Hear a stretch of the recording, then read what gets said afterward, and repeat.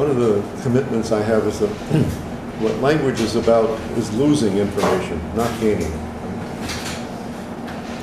And there's a paradigmatic experience that was reported to me. One of my students was doing a analysis of what was going on in a mental hospital, and one of the patients there who had murdered somebody was incarcerated in this mental hospital, and he was asked the question, would you do it again? And he answered, hickory, lamb, grass. At first blush it seems unintelligible, right? Hickory is wood, the lamb is a ewe, and there's such a thing as dew on the grass. And so to make that statement intelligible, you have to recognize that what he was doing was playing along the paradigmatic axis of language. Language has two axes. One is the syntagmatic axis, and that is word order, and intelligibility depends in part on word order. The other is the paradigmatic axis, and that is all the things that sound the same but have different meaning. Now, what was amazing about this response was that it was an example of instantaneous poesis. That this person was able to quickly translate into a poetic line by playing along the paradigmatic axis, yet he was supposedly crazy.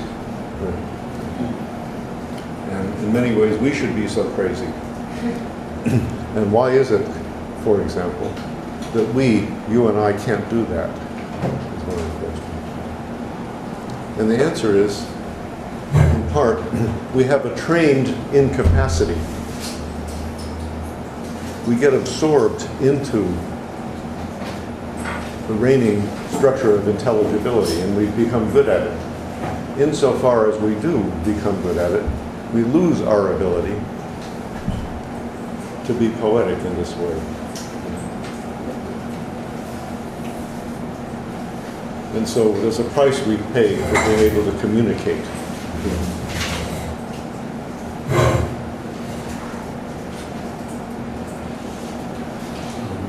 When I think of this example, I think a lot about Jean-Paul Sartre's last great work was a biography of Flaubert.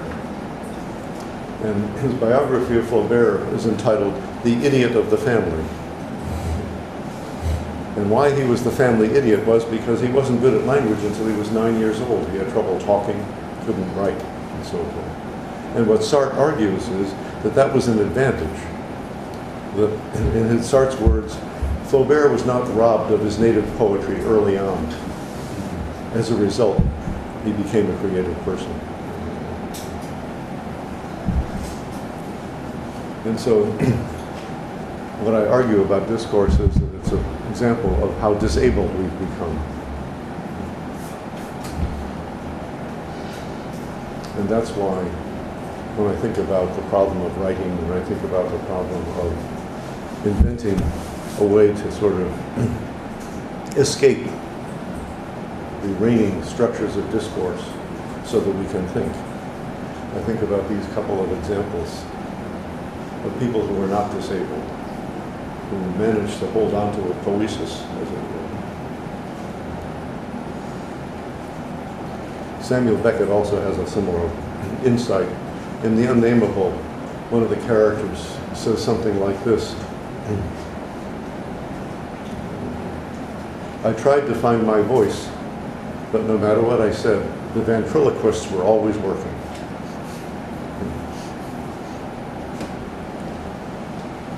That meaning was ventriloquating itself through my words, as it were. Anyway, I wanted to start with that because it's really an assumption behind everything I think about.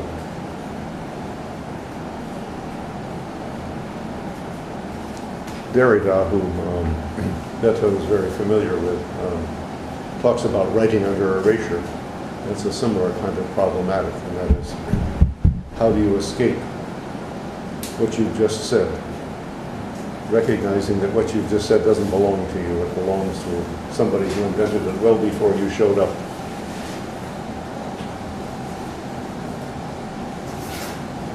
sometimes I try to be ironic with the student who asks about vocational interests. Like when a student says to me, I'd like to be a lawyer, I say, that's a fantastic coincidence. Our society happens to offer such a position.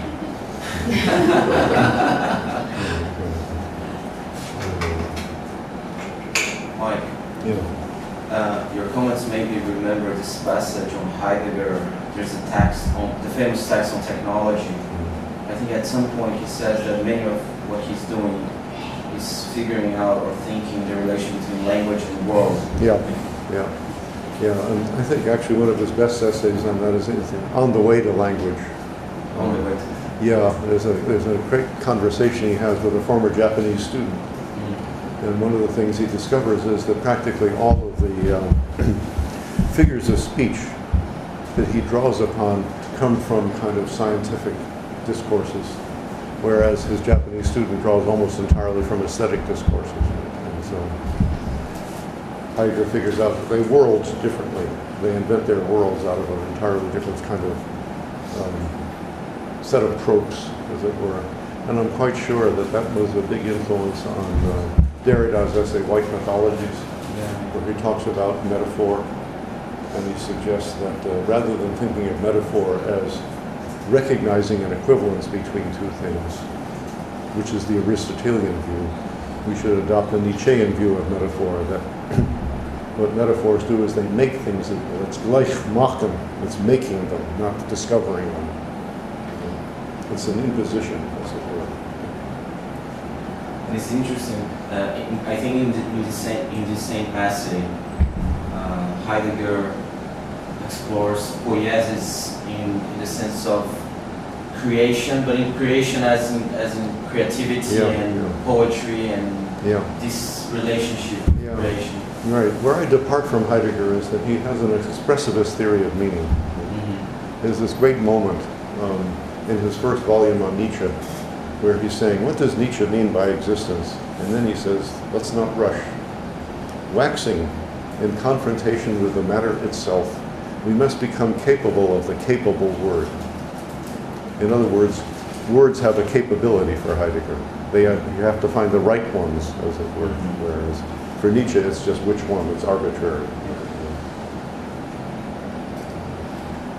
Sorry, Mike, but just take the opportunity and explore you with some questions. But because it seems that poetics and poetry and the aesthetics, in a sense, bring you to or put you in relation to the limits of reason and critique.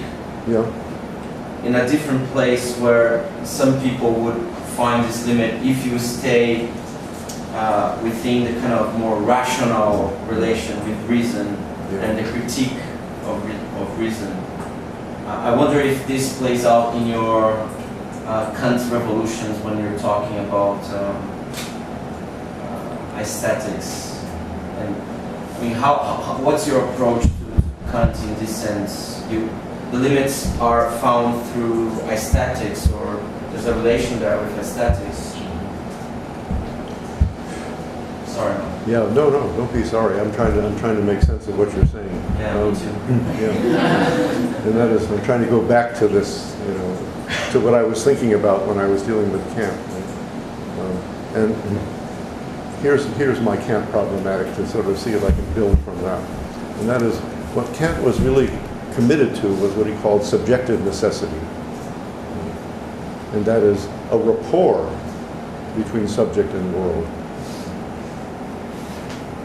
Because ultimately what he wanted to find was what he called a sensus communis, something that all of us as subjects can share, as opposed to thinking that my perspective versus your perspective, the difference is relatively arbitrary. And what he relied on was forms of consciousness in the first critique, and in the second critique on a shared moral sense, as it were. And that is what the basis for subjective necessity. Because when he got to the third critique, especially in the analytic of the sublime, he got upset because he said, in the face of the sublime, it's hard for us to imagine that we can actually hold on to such a thing as subjective necessity. You're allergic to Kant, I think. We'll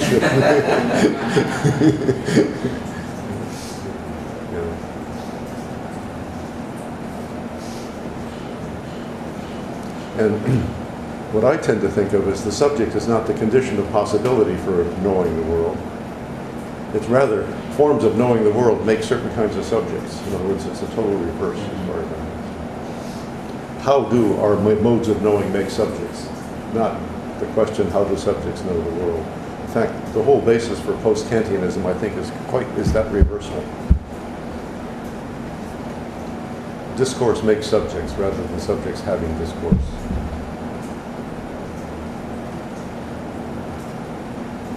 I want to get back to Heidegger. As far as Heidegger was concerned, poetry was probably the paradigmatic discourse for being present to the world. He's got one particular analysis of a poem by Holderlin on a fountain. And what Heidegger loves about that poem is that the shape of a fountain and the shape of the poem are homologous. That's an example of utterly adequate language as far as he's concerned, that it expresses perfectly what it's about.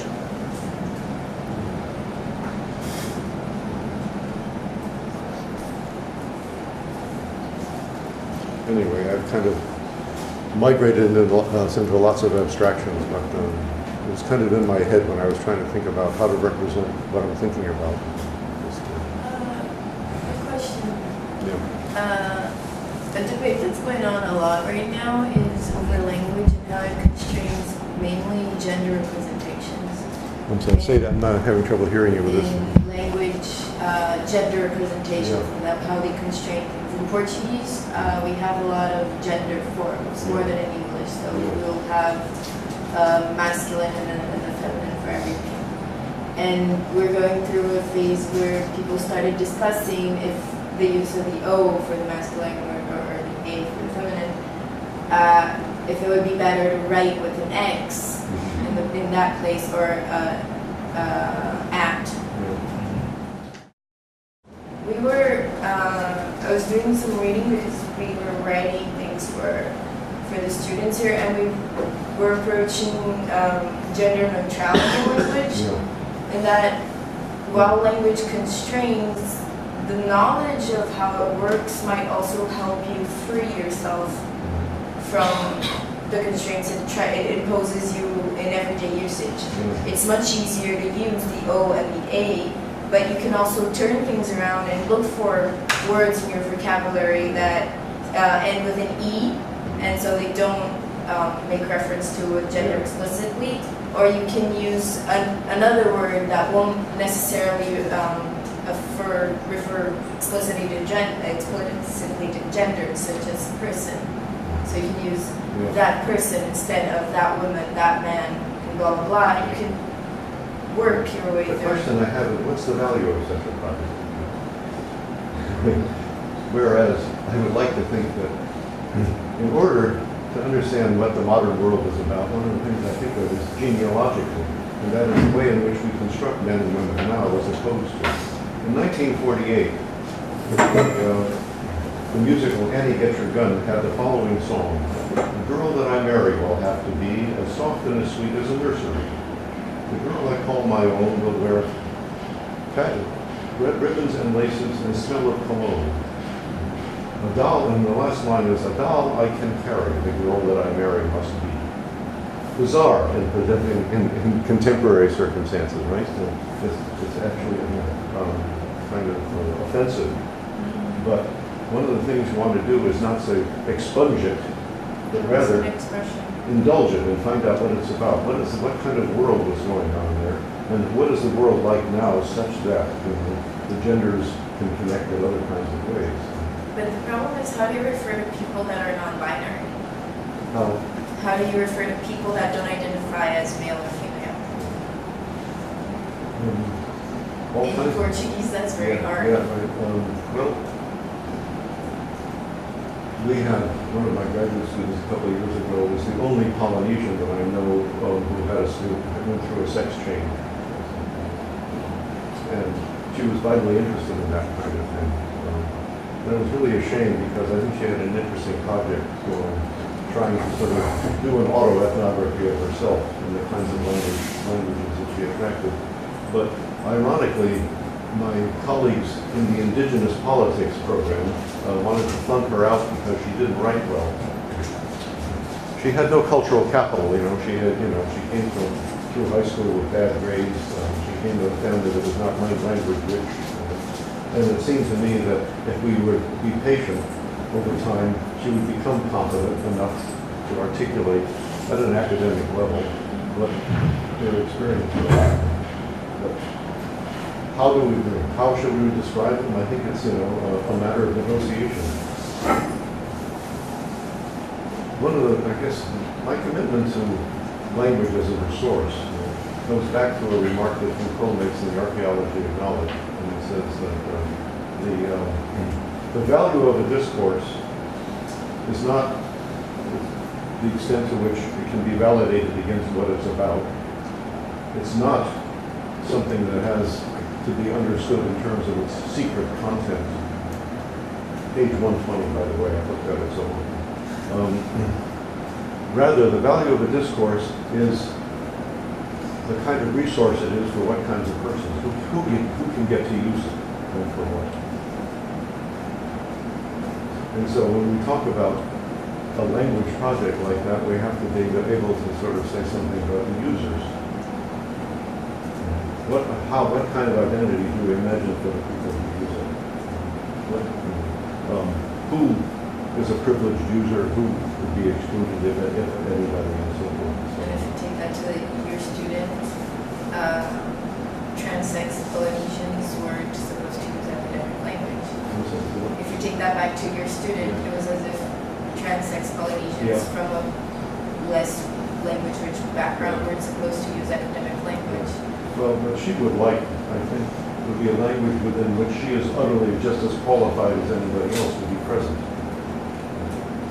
And maybe in her own language, the way she wrote was a way she felt qualified to write, and the other ones were able to access it. Yeah, we've got one of the ways to be present is to be able to negotiate your identity with other people.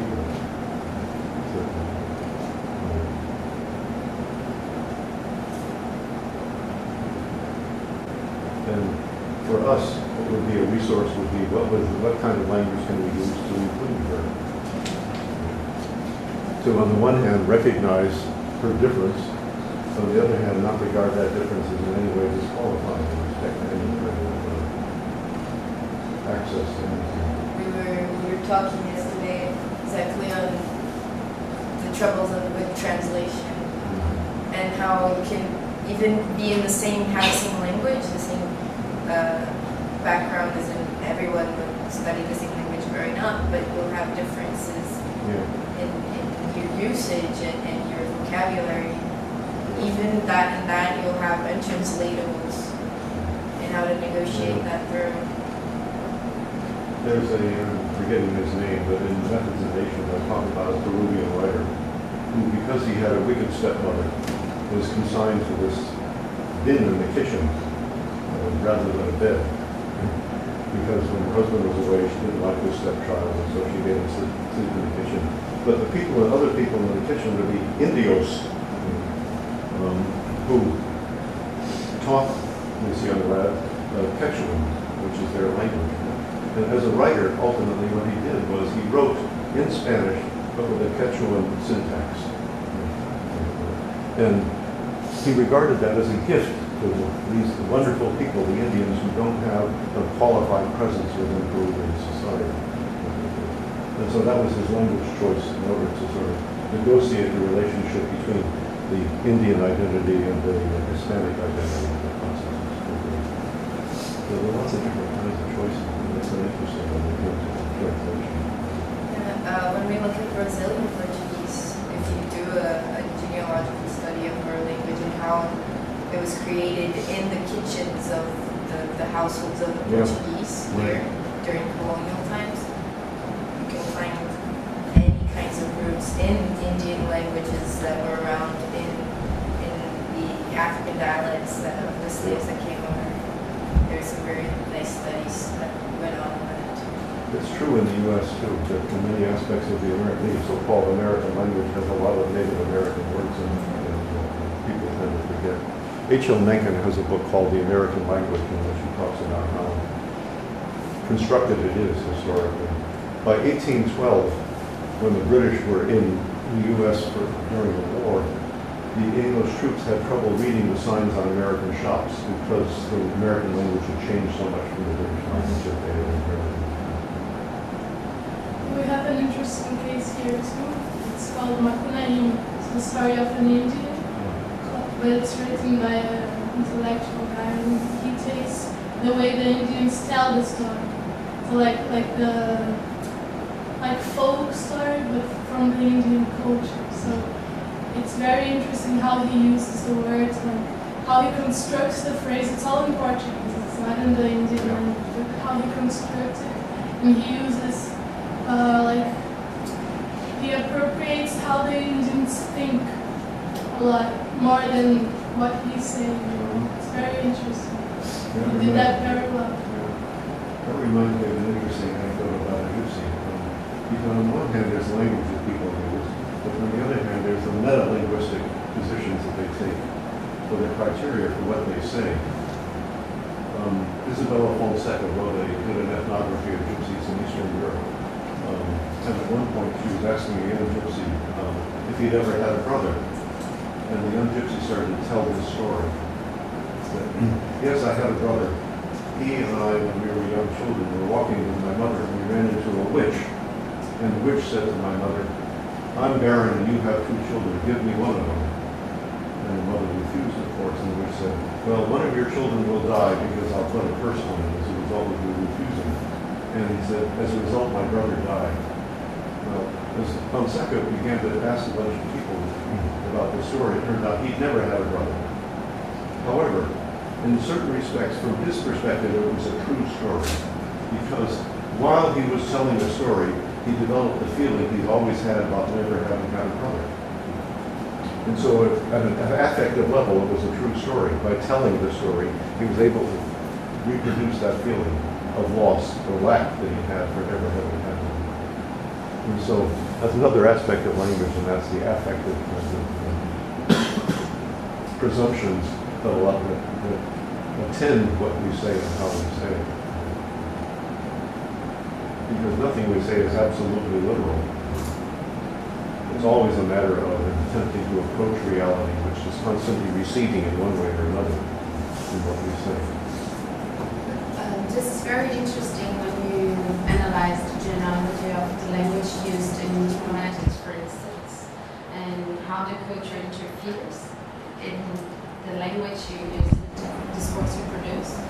And I don't quite remember the exact situation, but once I heard, I don't know if anyone heard of it and can tell the real story. There was a diplomat impasse between China and I don't know if it was US or I don't quite remember. But China wanted the US something happened and US was saying, okay, we're sorry for it, but it's not our fault that it happened. And China wanted the US to commit to their fault that was because of the US that had happened.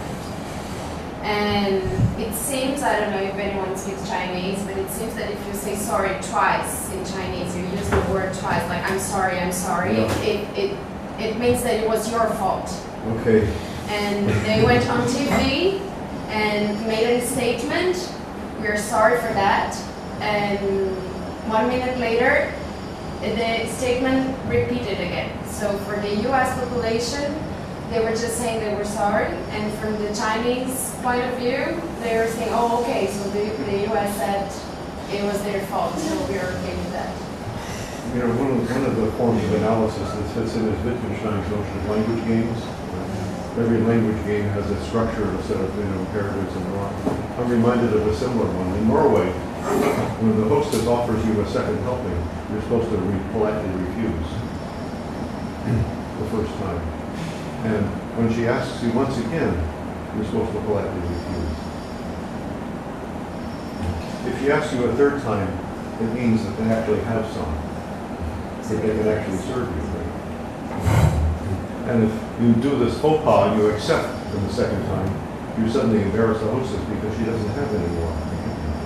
You have to know the rule, basically, and politely refuse at least twice.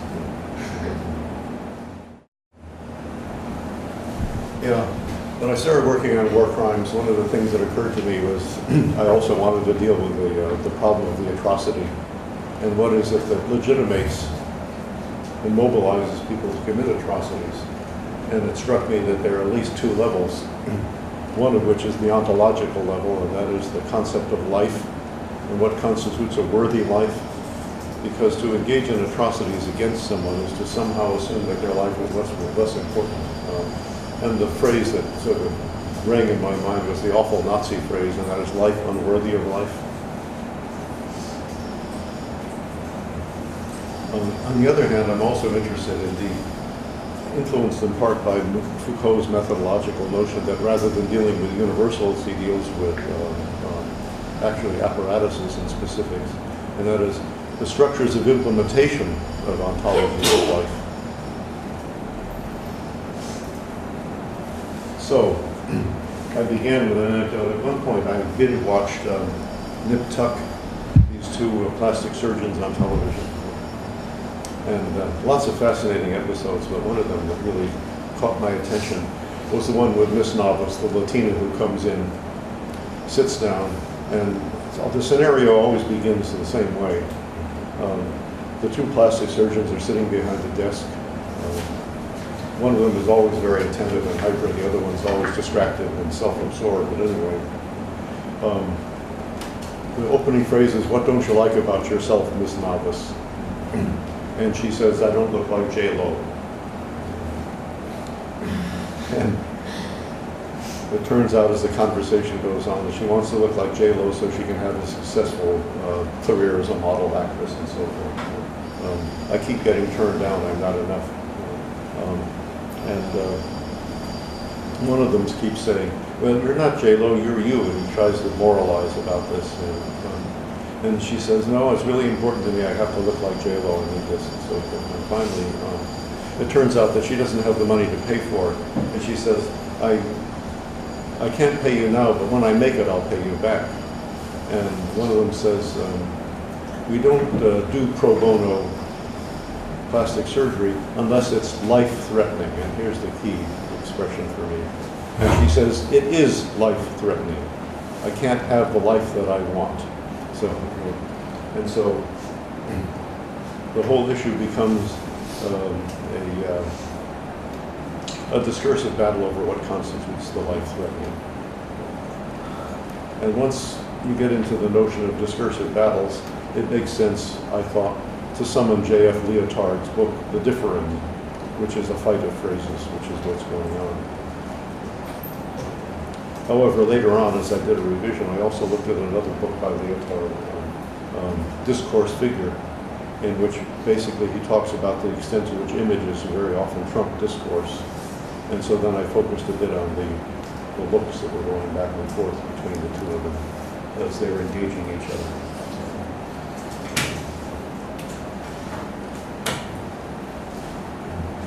And then the next question becomes for me, who owns life? What are the cultural authorities that get to speak about what constitutes life? And there's a variety of texts I turn to, but one of them that has always excited me is Blade Runner, a film that I've watched maybe 25 times. You give me a phrase, I can tell you what's happening next. When the replicants come back from the outer world, they're trying to do something about the fact that they've been programmed for only a 4-year lifespan. And at one point they break into one of the annexes where Mr. Chu is in charge just of making eyes. And so they accost him and they ask him all kinds of questions. He says, "Eyes, I only make eyes." And Roy Batty says, the head android replicant, "Chu, if you could only see what I've seen with your eyes." It's a terrific line. But anyway, finally, Roy Batty breaks into the Tyrell Corporation. Eldon Tyrell is the CEO who has invented him. And it suddenly turns into a religious discourse where Batty comes in and says, "It's always tough to meet your maker." And said, well, what can your maker do for you? And Betty says, I want more life, fucker. And Tyrell says, in effect, you've had all the life that you could possibly want. Even though it's only been 4 years, it's been so intense, and making the argument that compensates for the short span. Anyway, it's an argument about life, and it operates in a futuristic world in which capitalism has basically displaced religion being in charge of life.